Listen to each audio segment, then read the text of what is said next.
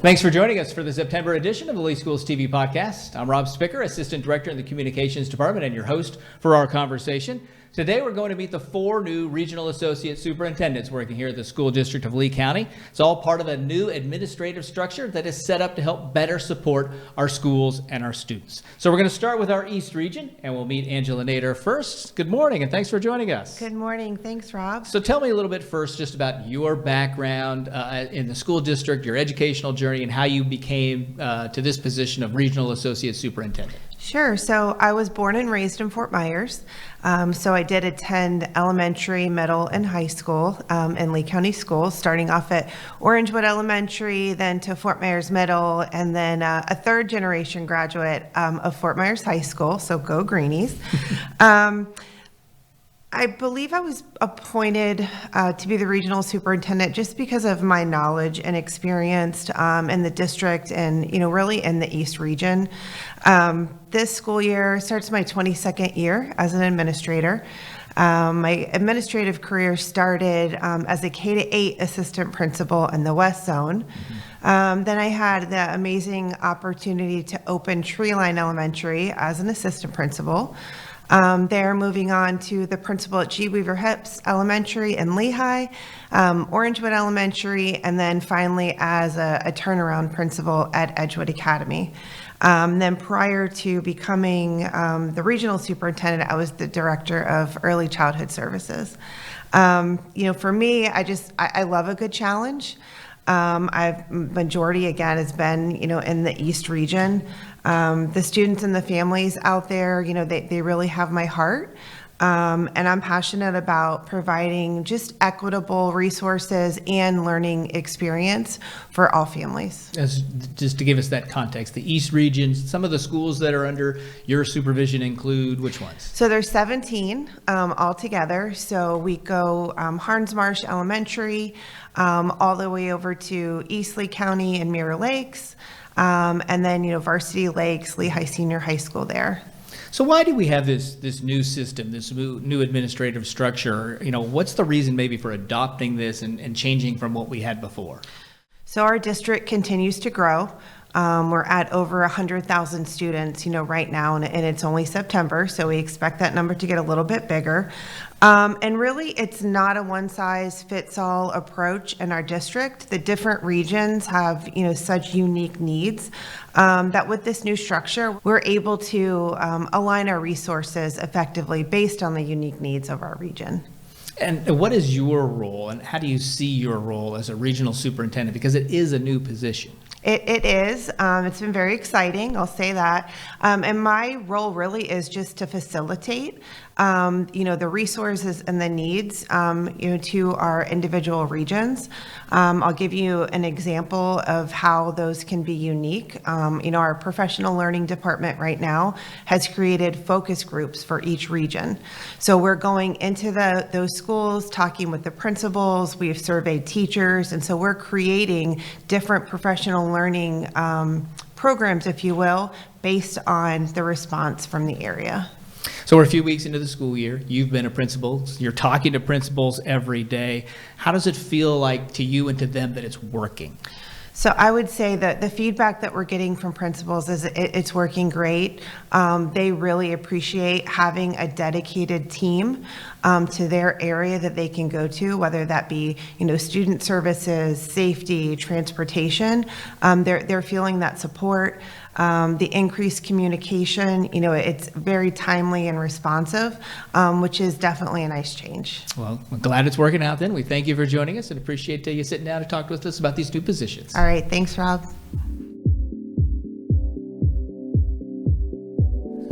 Now let's shift to the West region and meet the superintendent from there, Chuck Velarde. Chuck, we appreciate you joining us. Thanks for sitting down. Can you give us an idea first about your background, your experience? What are some of the roles that brought you to this position? So I started working with kids when I was 15 years old through the City of Cape Coral Parks and Rec Department. And as a teacher, I started out in exceptional student education and then taught first grade, fourth grade, was assistant principal at North Fort Myers Academy of the Arts, and then was a principal at Pine Island, Skyline, Sanibel, and Diplomat Elementary as well.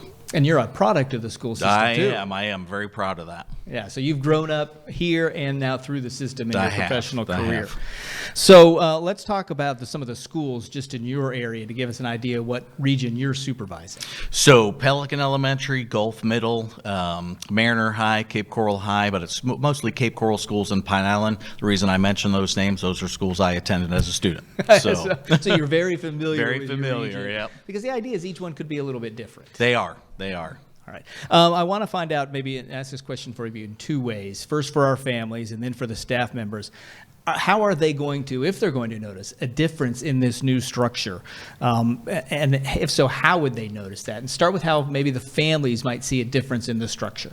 I think families are going to see a difference in this structure based on the school principal that response time is going to be quicker. I've already sat in some meetings with parents already in this role in the last 3 weeks, so they should see my face and know who I am out there in the community. And not that the parents were asking, but if the principal needs something, then I'm there to help them and support them as well. But also for parents and students, it's important that my role, that I know who they are and what their needs are, and then I can help the community in that way. And what about for staff members? How do you think they're going to notice this kind of new They regional should have associate? noticed already, because I've been in their schools and walking their classrooms, and they're excited to have me there. The neat part about the role, too, is that I've gotten to see former students in high school now and middle schools as well, and they're excited to see me. And what do you think it's been like for you so far working this in this first few weeks of school? Is it what you expected? Are the challenges different? I mean, what do you think about this new position? So I got to be honest, I was a little nervous about going to high school because I went to high school, but I haven't really worked in one. But the challenges in each of the schools are really the same. So when you talk about hiring teachers and safety and all that, so when I go out to help schools, the issues are the exact same from K to 12. You got transportation, you've got maintenance, things that need to be done that I had to do as a principal anyway. So I feel very confident and comfortable going K to 12 and really supporting those schools and their needs. But I'm still growing and learning in those areas as well. And do you feel welcome and received? Do you see it making a difference in the first few weeks? I do. I really, when I walk in the door of a school and those secretaries are happy to see you, they know who you are, and really want to walk you around and showcase their school. I've seen really good things happening in our schools in this West region. Well, that's the reason for it. We appreciate you sitting down with us, Chuck. Thanks for joining us. Thank you, Rob.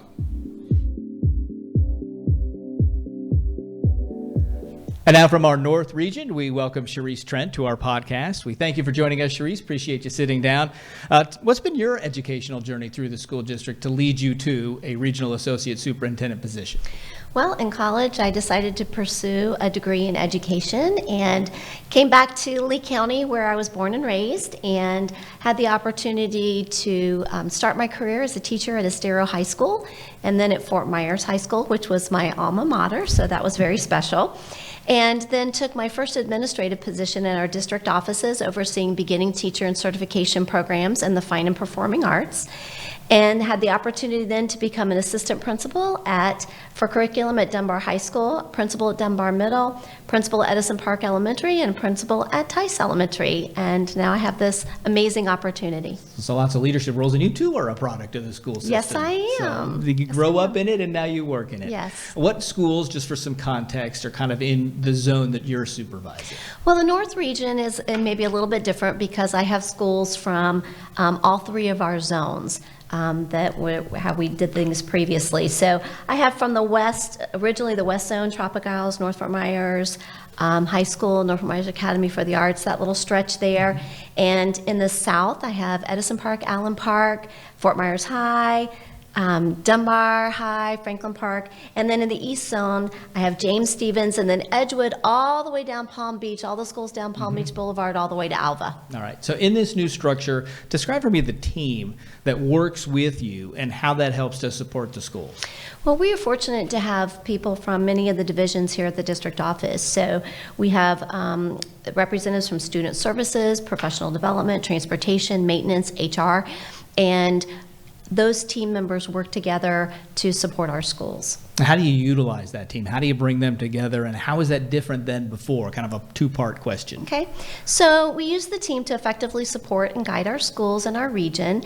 Currently, I'm meeting with them bi-weekly to really determine and come up with the unique needs and challenges of each of our schools so that we can devise a more personalized solution to address those needs. Then they're deployed out to schools to take action and provide support. And I think with the regional approach, we have more of a hands-on approach, which is going to lead to more effective and targeted results. I'm going to use the diverse skills of all of those people in my group to work collaboratively with schools that, in the hope that we can just continuously grow and develop. And how is that different? I think that in the past, maybe decisions and strategies sometimes can be a little bit more centralized or come from a higher maybe level. And then it's kind of distributed out to schools uniformly. Now schools are given a little more autonomy and they're free to make decisions and incorporate strategies that are going to work best for their schools. And so what is staff going to notice when you deploy this team, whatever the issue may be? Obviously, beginning of the school year, for instance, transportation is always big. So what is a staff member going to notice? And at the same time, a parent or a student going to notice? Well, they're going to notice us at the schools. So we are going to make sure that we're visiting schools on a regular basis and providing that support as needed.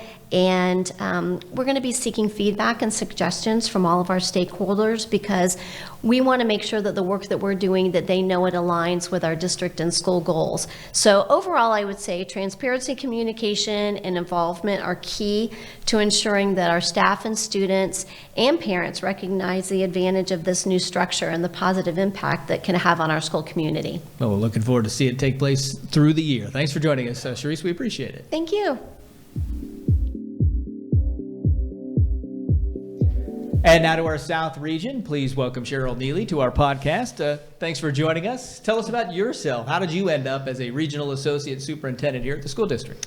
So I got the pleasure of coming to Lee County about a year ago from Orlando, Florida. And so I have spent the last year really working with the middle schools in an executive director role here in Lee County. And I'm excited about the opportunity to take on the role as a Regional Associate Superintendent. And in Orlando, your experience was? In Orlando, my experience was a high school experience. I spent 20 years at the high school level teaching math, began as a math teacher, and then took on, it feels like, every single role leading up to becoming a principal. Gotcha. And so, again, for that context, the schools in this South region, give us an idea of where you're covering.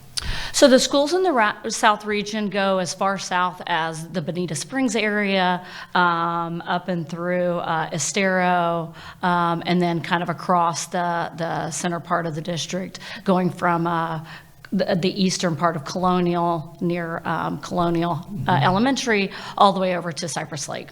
Okay. So I know it's kind of early, but what changes do you think you're already seeing in the way that central office personnel now are able to help out our schools, staff, students? So for me, I think it's about response time. Our schools being able to see that when, if things are related to whether it's facilities or operations, that they've got a specific go-to person, so they don't have to wonder who do I call in that particular scenario. Having one person for each region really helps to just fill the resources in a manner that's they're capable of just reaching out to the schools in a quicker manner. What's the goal, do you think, individually and as a group of regional associate superintendents? Where do you want to see this group go? As a group, I want us to continue to make sure that our students reach their highest potential. If our outcomes can continue to improve, making sure that each student has an opportunity to find their college, their career opportunity, that's really what we want to do. And we want to start that from kindergarten all the way through 12th grade when they leave and go post-secondary. And with this structure, this really helps to see the connection from one level's impact to the next level, and making sure that our students in an area really can reach their highest potential. And there is that potential, isn't there, in these regions where a student could be under the same associate superintendent K through 12? Absolutely, that would be the goal. I think that is, it helps to create consistency. It helps to create an opportunity where people feel like they know one another. And while we're a large district, by having 4 smaller regions, I think it helps to bring back that small town feel.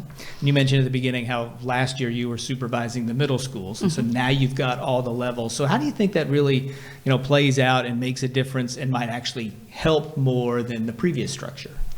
So in the previous structure, we were so focused on the work for the one set of grade levels that we worked with, and for me, working with 6 to 8, I didn't necessarily have a conscious decision to think about the impact of the levels that, fed into that level, or the impact of that level on the next level.